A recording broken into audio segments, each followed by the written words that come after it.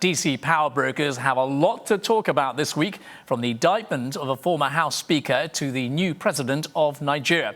Rise News Washington Bureau Chief Leila McDowell joins us from the Capitol. Leila, thanks for joining us on the program. Let's start with what's got to be the hottest topic at the moment everyone's talking about, and that's the charges against the former House Majority Speaker, Dennis Hastert. Allegations, of course, of violating bank reporting laws and obstruction.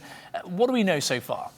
Well, you know, it was just revealed by two officials who are very close to the investigation that the FBI is conducting that a man has come forward and said that the money was paid to him as hush money for the former House Speaker sexually abusing him decades ago. Now, of course, the indictment came yesterday, and it was that he drew small amounts of funds from the bank, a total of $1.7 million in the indictment, for a total of $3.5 million that was allegedly paid to this unnamed person who is now coming forward, from what we understand.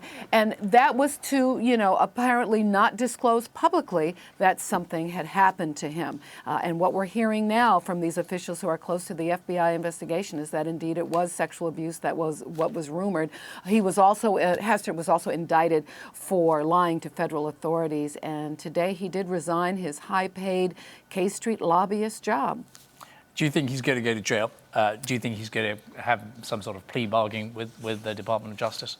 Well, that is the million-dollar question. I think that the investigation hasn't been completed. All the facts are not out yet, so we'll see. But many people contend that there is two systems of justice in the country, and that oftentimes someone of his stature and connections doesn't get the same hammer thrown on him for wrongdoing that the average American does. But we'll just have to see. OK, let's move on to another topic now. We're certainly seeing more interest in D.C. in proactive relations with global partners, and economists are paying close attention to their swearing in of a new president of Nigeria. What can you tell us about that?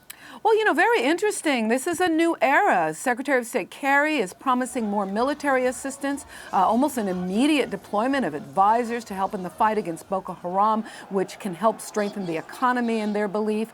And you know, under President Jonathan, the drones, the American security and intelligence advisors had essentially dwindled. So they want to now create a much more robust relationship with Nigeria. They're looking forward to President Buhari taking on corruption, helping to strengthen the economy, and of course helping in the very important fight against the terrorist group Boko Haram. Do you think there will have been anything in the way of an economic deal or two on the table during the inauguration, and when Kerry's obviously there? Do you think that's something that he's going to put on the table with Nigeria? Well, you know, I spoke to some State Department officials today, and they did not have any details on if or if that was going to happen. But what they did say, and I think this is really important, is that this is a new era. So they're going to look for more opportunities for both economic and military cooperation. OK, let's move on to a less scandalous note, perhaps. And we saw some progress on the road to reconciliation between U.S. and Cuba relations. What's transpired this week? Well, you know, it actually is pretty scandalous for some. Yeah, Republicans are deeply opposed to this. But now that Cuba is officially off the states who sponsor terrorism list, it does open up a lot of economic opportunities, particularly for Cuba, because they now are able to use the dollar, which was prohibited before. Now, already U.S. companies have been in Cuba. About $1 billion worth of business was done over the last year. But they're hoping this can grow. And now, you know, American tourism to Cuba since January has already risen 36%. So this can be a real boon to the economy of Cuba. A long way to go, though, before American businesses can really take advantage of all those economic opportunities, because there is an embargo in place, and that can only be lifted by Congress, and Republicans are deeply opposed to that. They may even vote to not fund the American embassy, which President Obama would like to open in Havana.